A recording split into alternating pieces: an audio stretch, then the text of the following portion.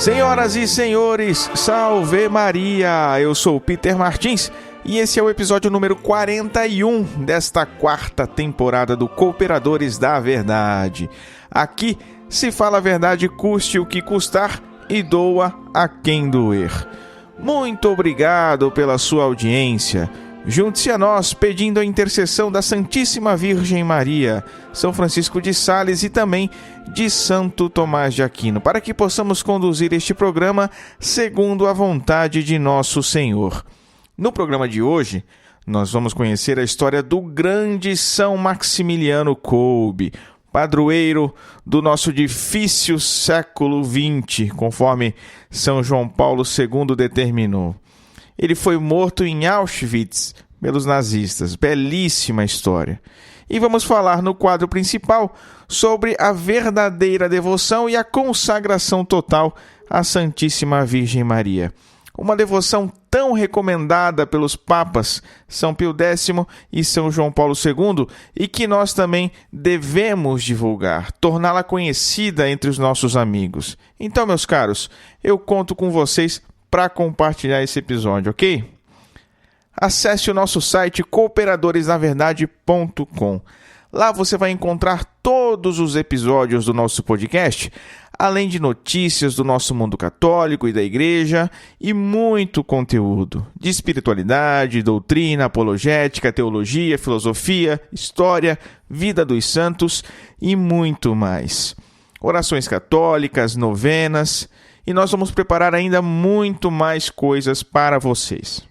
Não se esqueça das nossas redes sociais, Facebook, Twitter, Instagram, YouTube e tudo mais. Basta procurar por Cooperadores da Verdade que você nos encontra facilmente. Curta, se inscreva, siga e compartilhe o nosso conteúdo. No post deste programa em nosso site tem um link para o nosso grupo no Telegram. E você pode nos enviar uma mensagem em quaisquer das nossas redes sociais para entrar no nosso grupo do WhatsApp também. É só mandar uma mensagem pedindo acesso que nós te mandamos o link.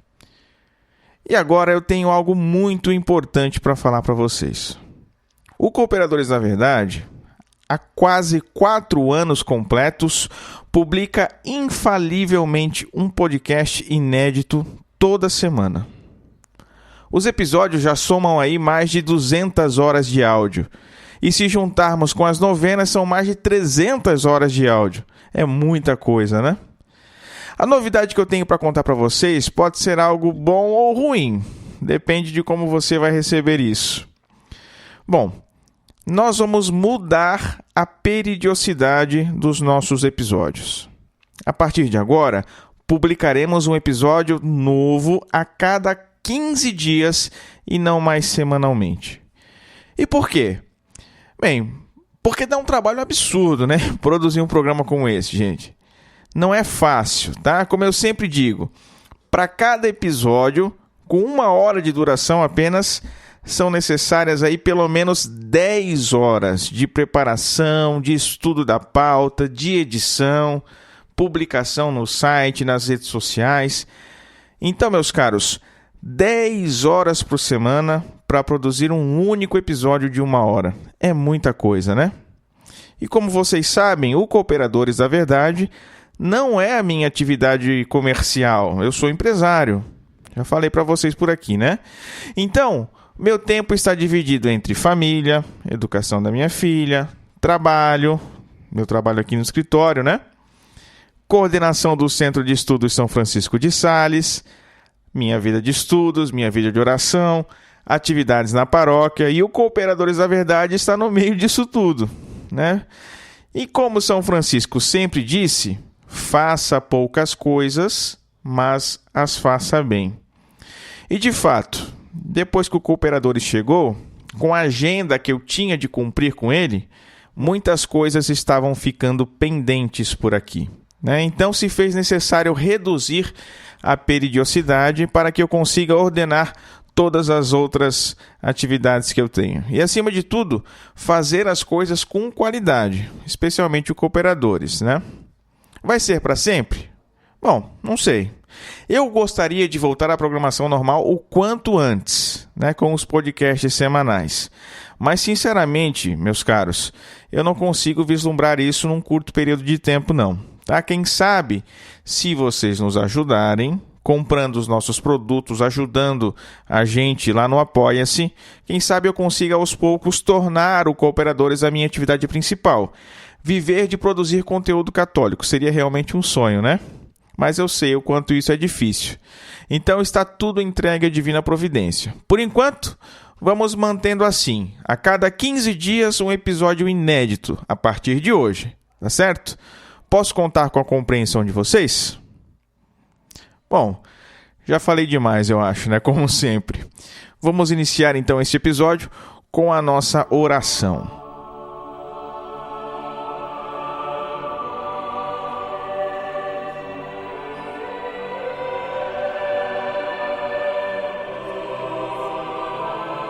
São tantas as graças recebidas e que devemos agradecer, não é mesmo? Tantas pessoas que nos pedem orações.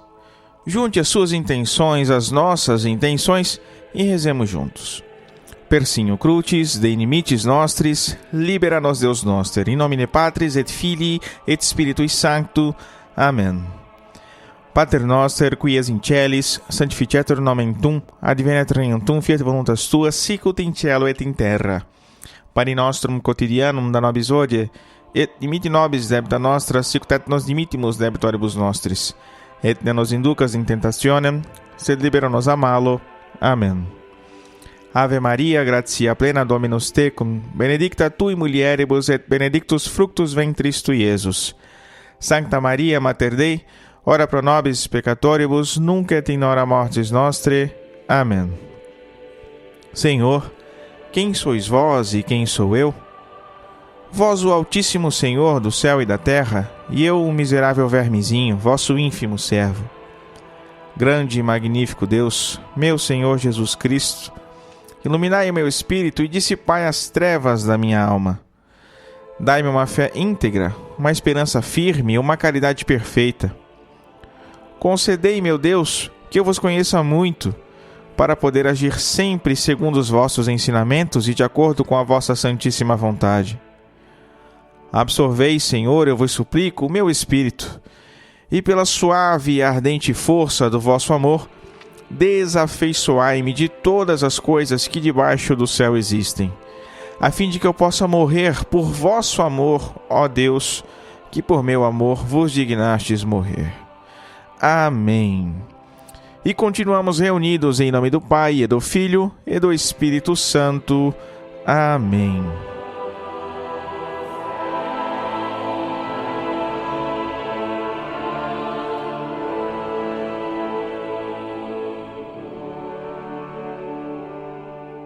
E no quadro A Vida dos Santos, nós estamos estudando a vida dos santos franciscanos.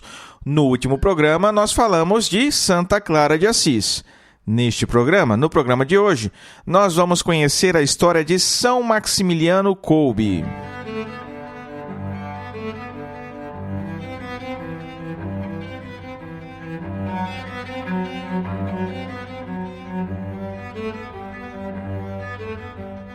Seu nome de batismo era Raimundo Kolbe. Ele nasceu em 8 de janeiro de 1894 na Polônia, filho de uma família pobre. Seus pais eram operários, humildes e muito simples, porém ricos na fé, o mais importante, né? Em sua casa, recebeu os princípios da fé e do amor cristãos. Por isso, com apenas 13 anos, ingressou no seminário dos frades menores conventuais franciscanos.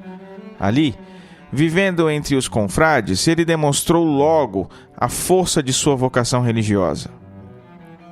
Uma curiosidade sobre a sua infância é, como toda criança arteira, né?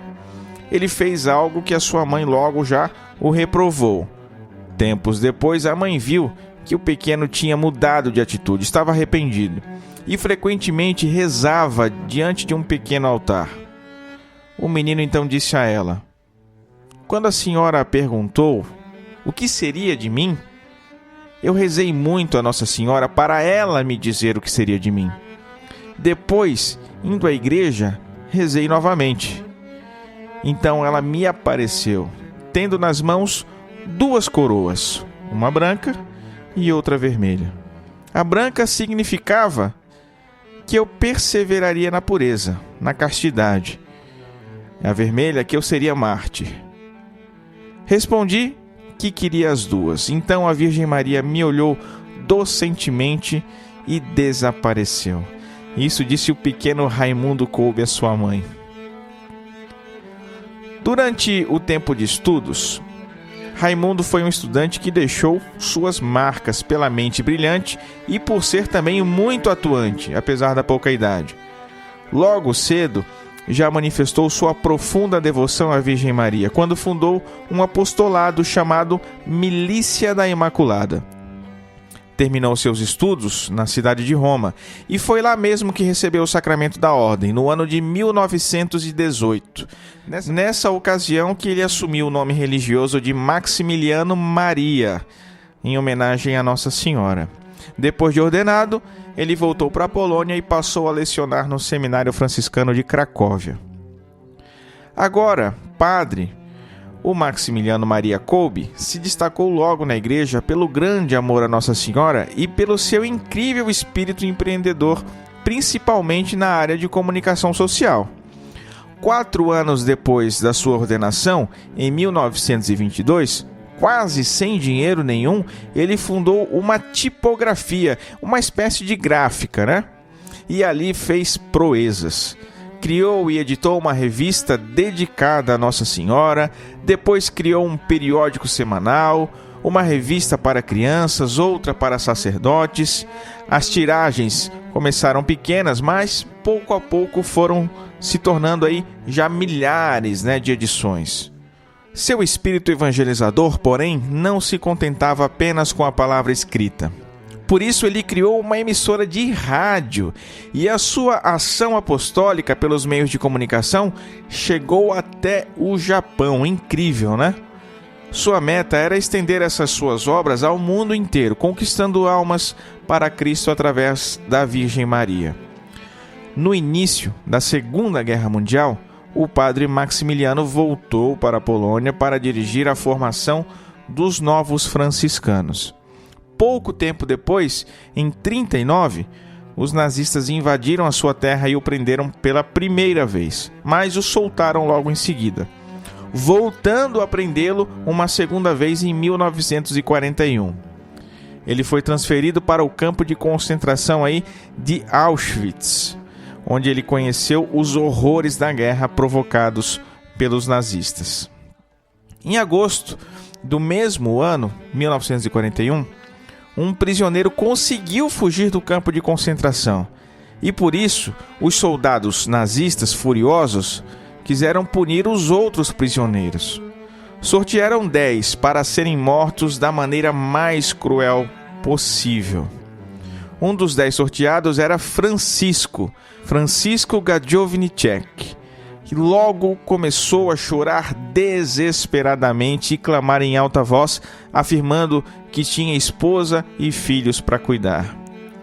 Francisco estava inconsolável e foi justamente nesse momento que o nosso Maximiliano Maria Kolbe pediu ao comandante alemão para ir ao lugar de Francisco. Entregou a sua vida no lugar da vida do prisioneiro. O comandante miraculosamente concordou, apesar da sua fúria, Os soldados alemães o despiram junto com os outros 9, depois os prenderam todos numa cela escura, úmida e pequena. E ali, os 10 prisioneiros ficaram sem água e sem comida para morrerem aos poucos. 2 semanas depois, o padre Kolbe, que já estava acostumado aos jejuns e também, claro, pela força da oração, ainda sobrevivia, e com ele outros 2 prisioneiros. Os soldados então aplicaram injeções letais nesses últimos prisioneiros para desocuparem a cela. Era 14 de agosto de 1941. Em 71, o Papa João Paulo II celebrou a beatificação de São Maximiliano Maria Kolbe.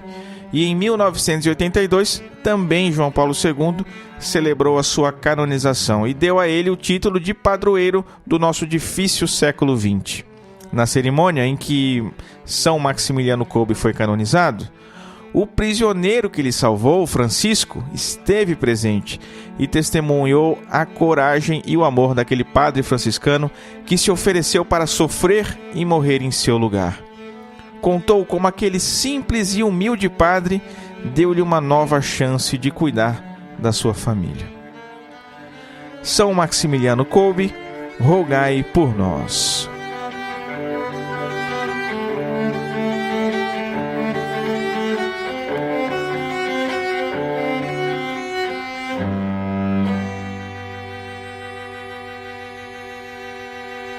Não se esqueça do nosso Clube do Ouvinte. O link para participar é apoia.se/Os Cooperadores.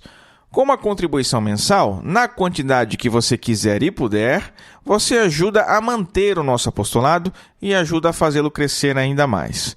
Lá no nosso Apoia-se, você poderá conferir as metas de arrecadação que nós temos, desde o pagamento das despesas mais básicas, que a manutenção do nosso apostolado exige, até a compra dos novos equipamentos e a dedicação integral ao nosso apostolado.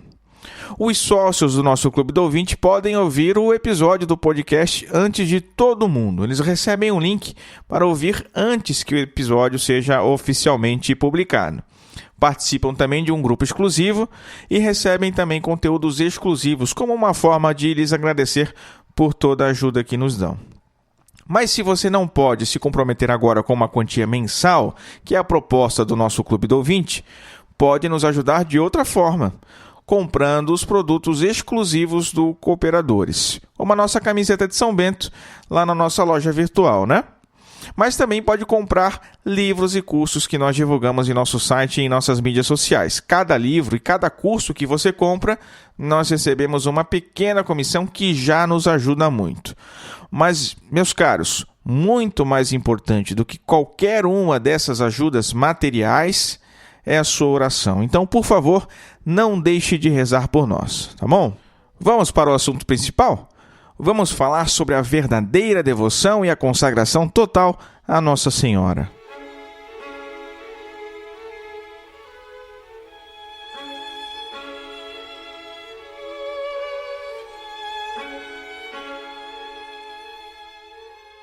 São Luís Maria Grignon de Montfort, em seu tratado da verdadeira devoção à Santíssima Virgem, nos apresenta um caminho de santidade que, além de contar com a aprovação da Igreja, foi recomendado por ninguém menos que os papas São Pio X e São João Paulo II. Mas esse caminho, esse método de santificação, não foi assim inventado por São Luís. Ele encontra raízes no próprio Cristo, que, pregado na cruz, entrega sua mãe, Maria, aos cuidados do seu discípulo João. Mulher, eis aí o teu filho. O Tratado da Verdadeira Devoção, então, é um instrumento que nos ajuda a tomar posse daquilo que Jesus nos entregou. É uma arma poderosa, e São Luís tinha tanta consciência disso que anteviu que as forças malignas fariam de tudo para escondê-la. O que de fato aconteceu. O tratado sumiu por mais ou menos 130 anos. Foi escrito em 1712, mas foi descoberto só em 1842 por um padre montfortino. O tratado estava esquecido dentro de um baú junto com os documentos da ordem. E, meus caros, se o demônio quis ocultar essa obra por tanto tempo, agora temos de fazer o que for possível para divulgá-la, hein? Não simplesmente para que seja conhecida, mas para que seja eficaz na vida de todos nós que buscamos a santidade. E esse é o objetivo desse episódio. A palavra devoção é muito utilizada, mas também muito mal compreendida, né?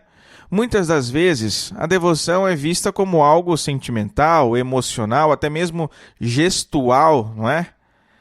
Mas não, ao contrário. Devoção consiste na prontidão da vontade para entregar-se com fervor a tudo quanto diz respeito ao culto e ao serviço de Deus. Prontidão da vontade para entregar-se com fervor ao culto e ao serviço de Deus. Isto nada mais é, meus caros, do que o amor que nós empregamos às coisas de Deus. Ou seja, a nota característica da verdadeira devoção é o amor. Então, enquanto ato da virtude da religião, usando termos bem técnicos aqui, né? Ato da virtude da religião, a verdadeira devoção só pode ter como fim, como finalidade, o próprio Deus. Por isso, a devoção aos santos e até mesmo a nossa devoção à Santíssima Virgem Maria deve ter em vista, deve ter por destinatário o próprio Deus. Quer dizer, por amor a Deus, eu amo também a Virgem Maria. Por amor a Deus, eu amo os santos, eu rezo com eles, eu peço a sua intercessão, eu os tenho como modelos. Vejam, ser devoto da Virgem Maria e dos santos é, em última instância, venerar o que neles há de Deus. Venerar neles o poder, a grandeza, a bondade, a beleza, a santidade, todas as virtudes, que são, na verdade, poder, grandeza, bondade, beleza, santidade e demais virtudes do próprio Jesus. Em vez de nos afastar de Deus, então, em vez de nos fazer prestar aos homens o culto que é devido somente ao Criador, a verdadeira devoção a Maria e aos santos é um meio mais do que eficaz de nos aproximarmos de nosso Senhor, de fazer o nosso coração arder por Jesus, que tantas graças distribuiu aos seus santos. Deus me inspirou uma admirável afeição pelos santos que habitam a sua terra, diz o salmista. E Deus não poderia me inspirar desejos irrealizáveis. Portanto, posso, apesar da minha pequenez, aspirar à santidade, diz Santa Teresinha do Menino Jesus. E é justamente isso que o autor do Tratado da Verdadeira Devoção, São Luís Maria Grignon de Montfort, diz nos capítulos iniciais da sua obra. Jesus Cristo é o fim último da verdadeira devoção mariana.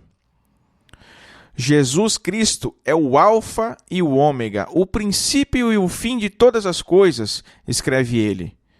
Nós só trabalhamos, como diz o apóstolo, para tornar todo o homem perfeito em Jesus Cristo, pois é em Jesus Cristo que habita toda a plenitude da divindade. A devoção possui duplo aspecto. Vamos para uma parte catequética do nosso episódio aqui, tá? Então, a devoção possui duplo aspecto. Enquanto ato da religião, a devoção ordena-se ao culto divino. Aquilo que eu disse, né? Uma disposição da vontade pela qual nos tornamos disponíveis para servir a Deus sem demora, com urgência. Mas a devoção pode brotar de outra virtude, a caridade. E nesse aspecto, a devoção ordena-se a união amorosa com Deus. Pela devoção, nos tornamos amigos de Deus, em virtude da graça santificante que Ele mesmo nos concede. O padre Antônio Royo Marim vai dizer que a caridade causa a devoção na medida em que o amor nos faz prontos para servir o amigo. E a devoção aumenta o amor, pois a amizade se conserva e aumenta com os serviços prestados ao amigo. Uma coisa realimenta a outra. Agora tem o seguinte, eu disse que a devoção é uma prontidão da vontade, não é? Mas, meus caros, isso não significa que o devoto fervoroso sente esse fervor, sente essa prontidão. Essa prontidão, na verdade, é uma firme e energética determinação da vontade de permanecer fiel, mesmo que não se sinta nada. É aquela determinada determinação que falava Santa Teresa d'Ávila. Mesmo em meio à secura e à aridez espiritual, nós devemos estar prontos, firmes, para servir a Deus. O fervor da vontade, ensina o padre Antônio Royo Marim, é o fundamento firme de toda a prática devocional. Sem ele, a devoção vai se resumir aí sim à mera sensibilidade, aos meros sentimentos e emoções, que não têm consistência nem utilidade nenhuma, né? A verdadeira virtude consiste em amar o que não é amável, perdoar o imperdoável, crer no inacreditável, esperar na desesperança. Compreendem? Resumir a nossa vida espiritual e o nosso relacionamento de amor com Deus aos sentimentos, então, é nivelar tudo por baixo, porque sentimentos os animais também têm. Mas nosso Senhor sabe da nossa incapacidade, né? Sabe do nosso apego excessivo e desordenado às sensações, às emoções. Por isso mesmo, bondosamente nos confiou ao cuidado materno da Virgem Maria.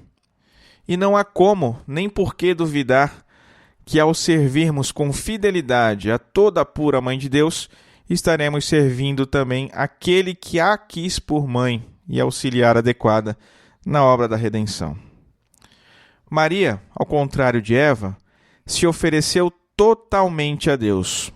O fruto bendito formado em seu ventre por obra do Espírito Santo, nosso Senhor, não irá ignorar a oferta integral daqueles que se consagram a ela como filhos e escravos. Unindo-nos a ela, unindo-nos à Virgem Maria, é impossível não estarmos unidos também a Cristo e, por Cristo, a Deus. Santidade, meu caro ouvinte, minha cara ouvinte, quer dizer, então, antes de qualquer coisa, a união de nossa alma com Deus. Aquele já não sou eu quem vivo, é Cristo que vive em mim, como diz São Paulo, né? E de que modo as devoções nos ajudam a alcançar a santidade? Nos ajudam atraindo o nosso coração para Deus, que é o objeto de toda a prática devocional, né? Para usar uma linguagem mais técnica. As devoções são como um pequeno incentivo, um doce convite que Deus nos faz. Por isso, dentre todas as devoções, aquela que temos à Virgem Maria é não só a mais excelente, mas a que melhor cumpre a sua finalidade. Quem teria medo de se entregar com absoluta confiança aos braços maternos de uma mãe amorosíssima? A devoção a Nossa Senhora pode ser praticada com verdade e sinceridade pelos iniciantes da vida cristã, aqueles que estão dando os primeiros passos na vida espiritual. Mas o ato da consagração total, como ensina São Luís, em virtude de tudo aquilo que ele significa e implica, não deve ser feito com leviandade, né? Implica a necessidade de viver à altura de tamanha entrega. Um ato muito excelente e heróico, de profunda transcendência e repercussão em toda a nossa vida espiritual, como ensina também o padre Roio Marim. E é justamente esta a razão porque ele não deve ser feito sem uma reflexão madura, sem o parecer de um bom diretor espiritual. E, acima de tudo, não deve ser feito de modo algum sem o firme propósito de se afastar de todo o pecado grave. Mas precisamos ter algo em mente. Tudo é graça de Deus. A nossa própria devoção tem por causa extrínseca, como diz Santo Tomás, Deus mesmo. Ele é quem nos concede a graça de sermos devotos, mas não sem a nossa colaboração, né? Então, como todo e qualquer hábito ou virtude, melhor dizendo, né? A devoção pode e deve crescer em nós mediante o nosso esforço pessoal, colaborando com a graça de Deus. Para continuar usando a linguagem de Santo Tomás, que é a que melhor explica essas questões mais teológicas, né? Se a causa extrínseca da devoção é Deus, a causa intrínseca da devoção, aquela que depende de nós, vai ser a meditação ou a contemplação. E isso por uma razão bem simples, apesar da linguagem mais técnica. A nossa vontade, meus caros, que é uma faculdade da nossa alma, ela tem por objeto o ente sob a razão de bem. Em outras palavras, a nossa vontade ela só deseja o que há de bom nas coisas. Mesmo quando você comete um pecado, movido pela sua vontade, você está desejando o que aquele ato pecaminoso pode te oferecer de bom. Quando você rouba, está desejando um bem material, que é um bem que é bom, né? Quando você comete o pecado da gula, se entrega ao prazer que a comida te oferece, é algo bom, né? O prazer da comida. É bom, mas está desordenado, porque há bens superiores a estes. Por isso que se diz que o pecado é uma desordem do bem, né? Quando você coloca um bem inferior acima de um bem superior. Bom, mas voltando. A vontade só pode desejar o que há de bom nas coisas. Acontece que o que há de bom nas coisas precisa ser conhecido. Nada pode ser desejado se não for antes conhecido, aprendido pelo intelecto, né? Como diz um axioma filosófico. Por isso, quanto mais intensamente conhecemos um bem, mais ardentemente o desejamos, mais firmemente nos dispomos a pagar o preço de possuir. Então, se a devoção é um ato da vontade, como eu disse agora há pouco, a devoção será cada vez mais intensa e profunda, quanto maior for o nosso conhecimento do seu objeto. E qual é o objeto da devoção? Já disse, é Deus mesmo. Quanto mais conhecemos a Deus e as coisas de Deus, mais aumentamos a nossa devoção. E é pela meditação, pela contemplação, pela oração que nós conhecemos mais e mais a Deus. Quando meditamos sobre a bondade de Deus, enxergamos com um olhar cada vez mais penetrante e apaixonado quão suave é o Senhor. Maria Santíssima, meus caros, ela é digna de veneração não só por sua singular santidade, incomparavelmente superior a todos os anjos e santos juntos. A ela nós temos de venerar por sua dignidade de Mãe de Deus. Nossa Senhora, como eu já disse em outro episódio, ela foi a causa instrumental da união hipostática, a união das naturezas divina e humana de Jesus. Ela foi a porta pela qual Deus veio ao mundo.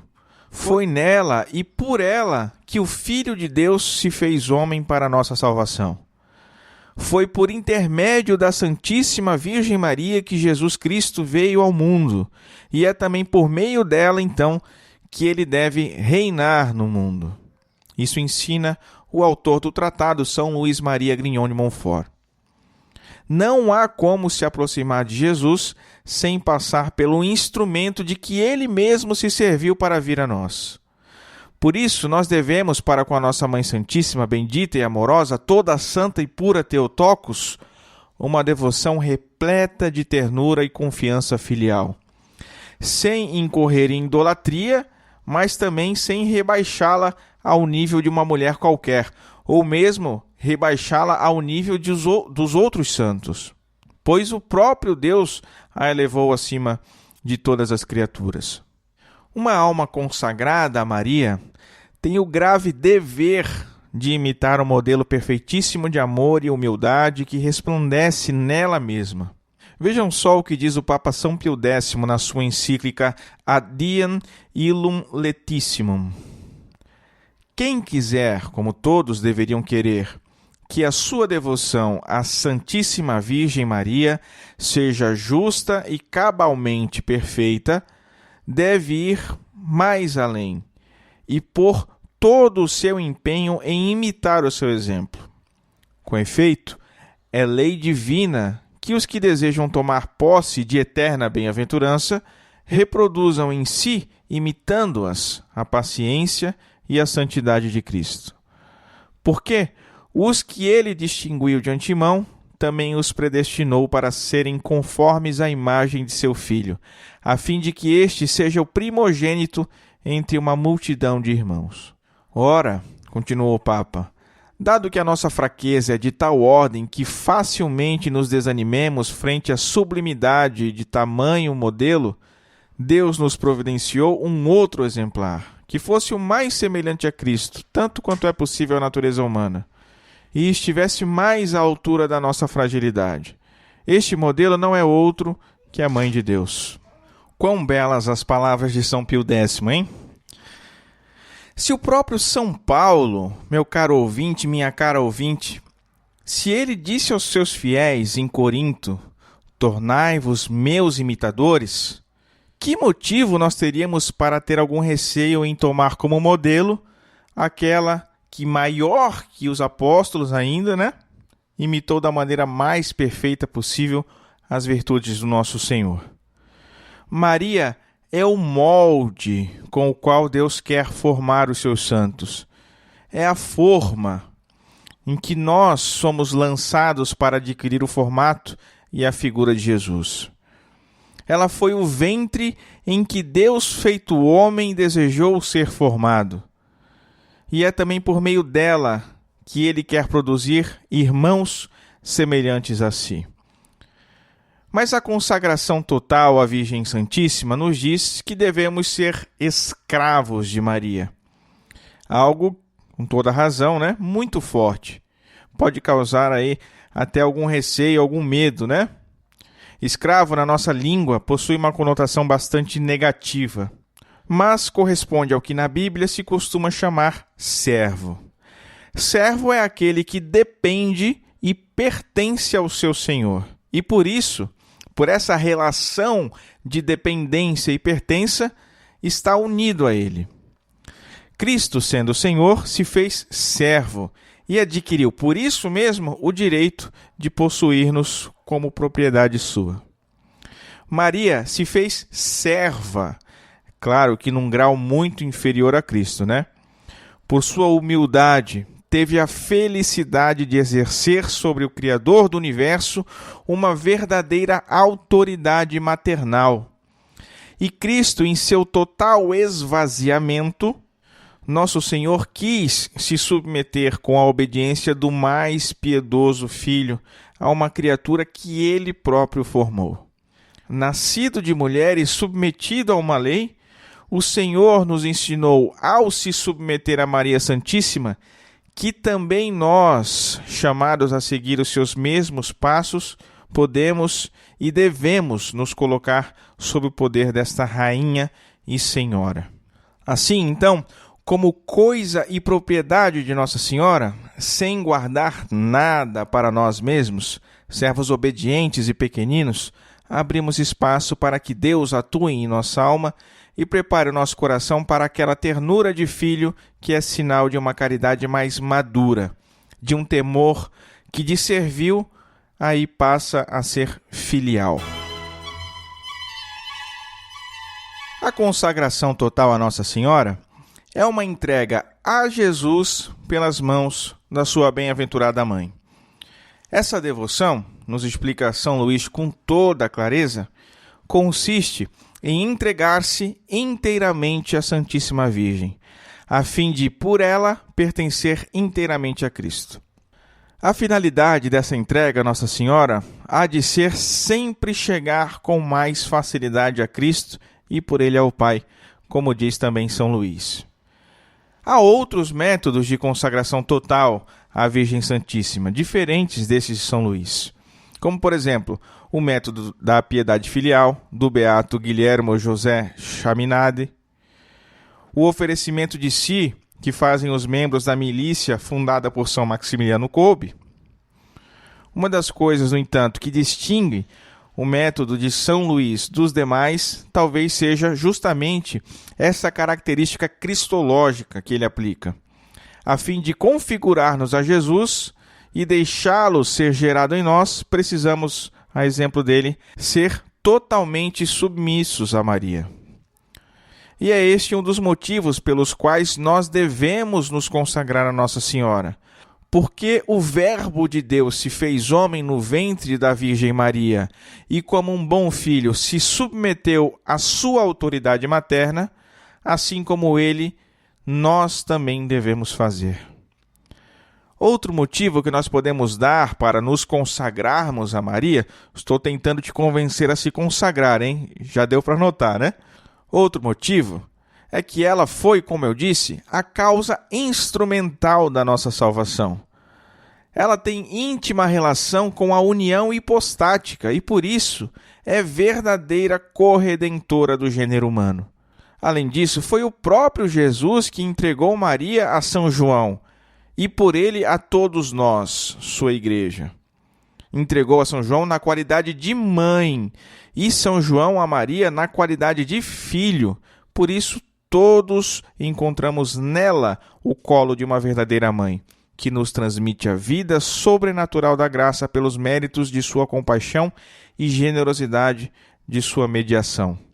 Por fim, meus caros, ela que estava em Pentecostes foi o templo puríssimo do Espírito Santo.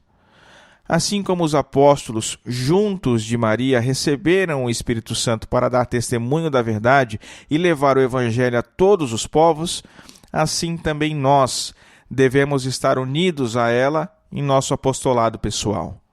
O padre Garrigou Lagrange nos diz que a consagração total à Virgem Maria consiste em prometer a Maria, recorrer filial e constantemente a ela, e viver em uma habitual dependência dela para chegar à união mais íntima com o nosso Senhor, e por ele, claro, com a Santíssima Trindade presente em nós. O objetivo da nossa consagração é unirmos mais e mais a Cristo, e por meio dele, as três pessoas da Santíssima Trindade. Jesus é o meio, um instrumento pelo qual Deus quis unir-se a nós. Portanto, quanto mais unidos, mais enxertados estivermos em Cristo, mais íntima e profunda será a nossa união com Deus uno e trino. A perfeita consagração a Nossa Senhora não é mais do que um meio, então, um recurso que torna mais fácil e eficaz a nossa incorporação e configuração a Jesus. Então, só isso, meus caros, já basta para nós percebermos aqui que a perfeita e inteira consagração à Santíssima Virgem Maria não é e nem pode ser tratada superficialmente, como se fosse uma simples exterioridade, uma celebração como qualquer outra. O que está em jogo aqui, prestem atenção, o que está em jogo é a própria finalidade da nossa vida, a união com Cristo e por Cristo com a Trindade. Foi para isto que nós fomos feitos. Esta é a finalidade da nossa vida, estarmos unidos a Cristo. Embora contenha, claro, práticas exteriores, que é preciso, inclusive, não negligenciar, como diz São Luís, essa consagração vai ser uma letra morta se nós não nos dispusermos interiormente. A disposição interior é o núcleo essencial dessa devoção. E então é mais do que indispensável. São Luís Maria nos fala da devoção à Santíssima Virgem em termos de uma perfeita e inteira consagração, que consiste em entregar-se totalmente na condição de escravo de amor à Nossa Senhora. É um verdadeiro totus tuus, todo teu, no rigor da expressão, Uma entrega cabal, sem exceção, de tudo que nós temos e somos, tanto externamente como internamente. Todos os nossos bens materiais e intelectuais, espirituais, as nossas faculdades, a inteligência e a vontade, todas as nossas virtudes naturais e infusas, bem como a graça santificante, os favores que nós recebemos de Deus, os dons do Espírito Santo, o valor meritório, satisfatório e impetratório das nossas obras, nada fica conosco. Tudo é entregue a Nossa Senhora para que ela os use e os aplique como bem entender. A alma que se consagra a Maria não tem o direito de dispor de nada que seja sem a sua permissão, porque tudo pertence a ela depois da consagração. São Luís, o autor do tratado, distingue 3 tipos de bens espirituais, em correspondência com o valor das nossas boas obras, aquelas feitas em estado de graça. que eu falei agora há pouco. O valor meritório, satisfatório e impetratório. Tá? Nós vamos falar rapidamente aqui sobre cada um deles. Vamos para mais uma parte catequética aqui, doutrinária teológica do nosso episódio. Então, vou tentar resumir rapidamente. Quem quiser, aí tome nota para pesquisar com mais profundidade depois. O valor meritório, o mérito, é uma realidade que está associada à noção de justiça, de retribuição. Algo é meritório na medida em que é digno de recompensa, tá certo? Bom, é evidente que na ordem sobrenatural, preste atenção, na ordem sobrenatural não há nada que nós podemos fazer com as nossas próprias forças naturais que nos torne merecedores da glória do céu. Nada. A bem-aventurança eterna é um bem que supera e transcende infinitamente a nossa condição. Não é um bem devido à criatura. Pelo contrário, é um dom gratuito que Deus dá a quem Ele quiser. Tá certo? Nós só poderíamos merecer se recebêssemos a capacidade para isso. Ou seja, se nos fosse concedida antes de qualquer mérito nosso, a graça especialíssima de também nós merecermos. E foi esse um dos mais preciosos dons que nos conquistou Cristo por seu sacrifício redentor. O nosso mérito, é claro, não pode ser comparado com os méritos de Jesus. O mérito de Cristo é infinito, é universal, é superabundante, rigorosamente justo. O nosso é limitado, imperfeito, de justiça meramente proporcional, condicionado pela intensidade do amor que nós colocamos nas nossas ações. Assim, então, quanto maior for nessa vida a nossa caridade, o nosso amor, maior será a recompensa à nossa espera no céu. A cada um, diz o Senhor, segundo as suas obras. Deus mereceu por nós para que nós pudéssemos merecer com Ele. O valor satisfatório das nossas obras.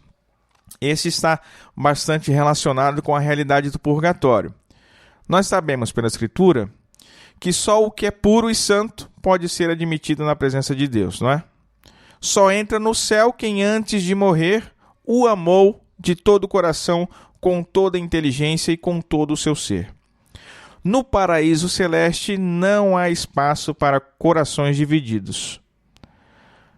Como essa vida é o único momento que nós temos para merecermos aos olhos de Deus, é evidente que aquelas pessoas que morrem em amizade com Deus, em estado de graça, mas ainda não estão em condições de entrar na bem-aventurança eterna, elas necessitam de ser purificadas.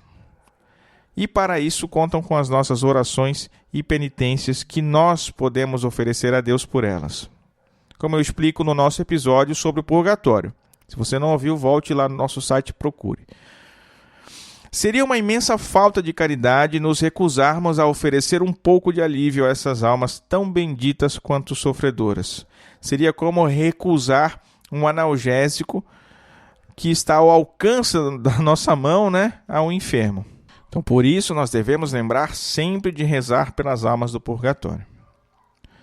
Quanto ao valor impetratório, trata-se do valor que uma boa obra possui, com a qual podemos, oferecendo-a a Deus, ou obter uma nova graça ou suplicá-la em benefício de outra pessoa.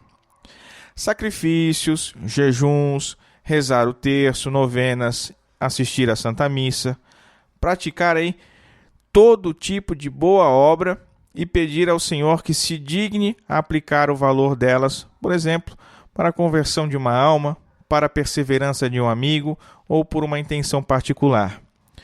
Tudo isso, meus caros, constitui um tesouro espiritual de que nós podemos dispor conforme a nossa vontade e que aí desejamos oferecer integralmente à Virgem Maria. Então, esses são os bens espirituais, de valor meritório, satisfatório e impetratório. Nós oferecemos todos eles à Virgem Maria. Nada é nosso. e ela deve dispor deles da maneira que bem entender. O valor meritório, nós sabemos, é incomunicável, é intransferível. Diz respeito ao nosso galardão, à nossa glória no céu. Então nós o entregamos a Maria para que ela então os guarde. O valor satisfatório das nossas boas obras, as nossas orações e penitências pelas almas do purgatório, nós abdicamos do direito de oferecê-las por quem quer que seja. Consagrados à Virgem Maria, ela que decidirá a quem o valor delas será aplicado. Já não temos mais poder nenhum sobre isso. Tá?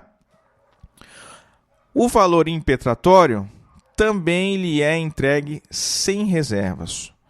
Tudo o que pedimos a Deus, pedimos agora com a consciência de que está total e integralmente nas mãos de Maria. Ela saberá o que nos dar, como nos dar, quando nos dar e em que circunstância nos dar. Essa prática não impede, é claro, prestem atenção, essa prática não nos impede de nós rezarmos uns pelos outros, vivos ou mortos, né? Ao contrário, rezamos agora com muito mais confiança, sabendo que é a Mãe Santíssima em posse de tudo que temos, que aplicará e distribuirá as graças alcançadas conforme a vontade de nosso Senhor. Um consagrado, ao dar tudo, nada perde, meus caros. A consagração total à Nossa Senhora nos põe inteiramente ao serviço de Deus e constitui um meio admirável de sermos fiéis e perseverantes na virtude. Manchados pelo pecado original, nós herdamos uma disposição a olhar para Deus como um inimigo, um mentiroso, indigno da nossa fé e confiança. A solução que o próprio Senhor encontrou para essa triste queda, foi por ódio e inimizade entre a mulher e a serpente e as suas descendências. Por ser mãe e ter um coração terníssimo, Maria, prefigurada pela antiga Eva, faz cair todas as resistências. Ela nos atrai para o amor e para o serviço, nos ajuda a entregarmos de coração todo o nosso ser a Deus. Por acaso não é mais fácil conseguir o que queremos ou precisamos de nosso Pai se recorrermos primeiro à nossa mãe? Não é assim que funciona na ordem natural? Por que seria diferente, então, na ordem sobrenatural? Se temos medo de dar tudo a Deus, entreguemos primeiro a Maria, que, sendo a mais humilde das servas, entregará tudo a Jesus. E viver a consagração implica vivermos certas práticas exteriores e interiores, né? Nós vamos falar um pouquinho delas aqui, caminhando agora para o final desse episódio. Quanto às práticas interiores, fazer todas as coisas por Maria. Esse é o ponto principal dessa devoção. Obedecer à Virgem Santíssima e em tudo conduzir-se por seu Espírito, diz São Luís. Os que se consagram devem se esquecer de si mesmos, renunciar aos seus caprichos, os seus projetos pessoais, a sua própria vontade. Os consagrados são como meros instrumentos nas mãos de um músico, uma ferramenta na mão de um operário. Depois, fazer todas as coisas com Maria. Isso significa tomar Nossa Senhora como modelo perfeitíssimo de todas as virtudes. Sem isso, as nossas práticas exteriores de devoção perdem o sentido e todo o valor. Procurar agir como Maria agia, como Maria pensava, amar como Maria amava. Assim viveremos como nosso Senhor viveu e vive. Depois, fazer todas as coisas em Maria. Seguir o mesmo caminho que Deus quis seguir para dar ao mundo o seu unigênito. Assim como foi em Maria que Deus formou o seu Filho encarnado, assim também é nela que nós seremos gerados à imagem de nosso Senhor e nutridos com a graça de Deus. Por fim, fazer todas as coisas para Maria. Uma vez que somos agora seus escravos, nada mais justo do que fazermos todas as coisas para ela. Isso não significa que Deus não será mais o fim último de todas as nossas ações. Não. Deus continua sendo o fim último da nossa devoção, como eu disse lá no início.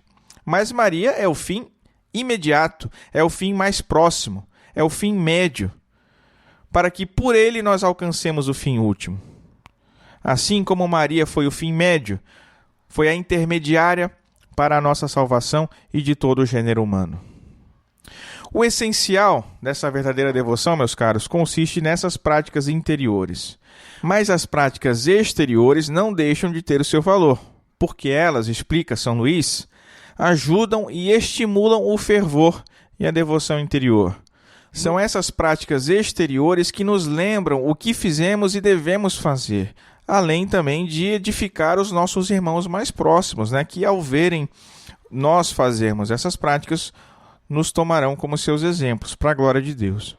Então, edificam os nossos irmãos também, por isso não devem ser nem negligenciadas e nem omitidas. Tá?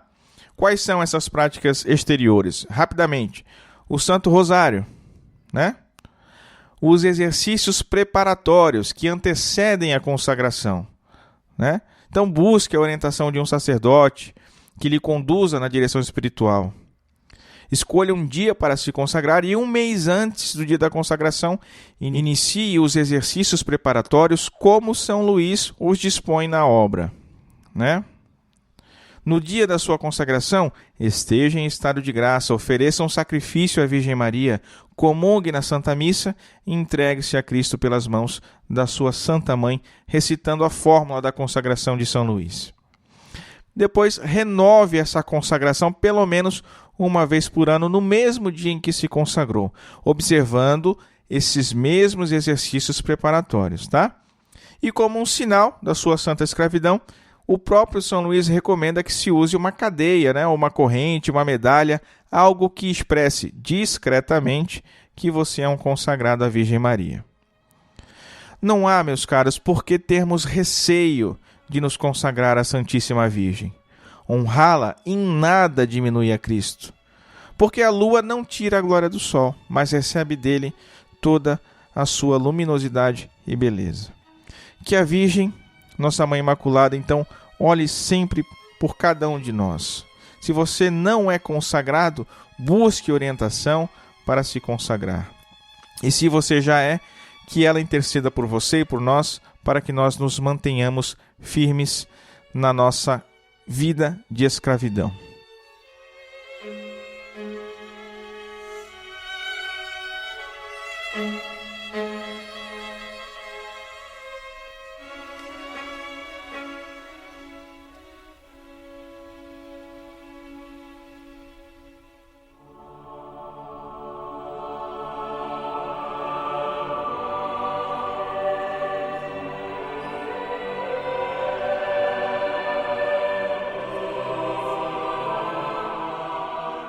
Rezemos a Virgem que nos proteja, nos guie e cuide do nosso apostolado.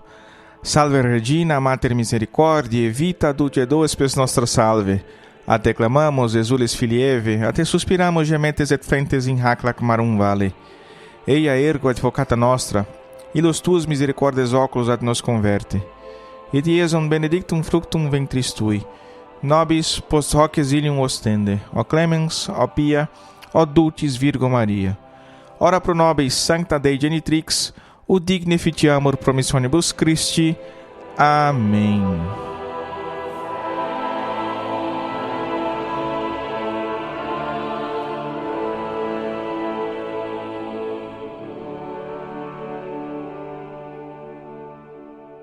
E chegamos ao fim de mais um Cooperadores da Verdade. Nos encontramos de novo daqui a 15 dias. Muito obrigado pela sua audiência. Reze por nós, Deus te abençoe. Salve Maria!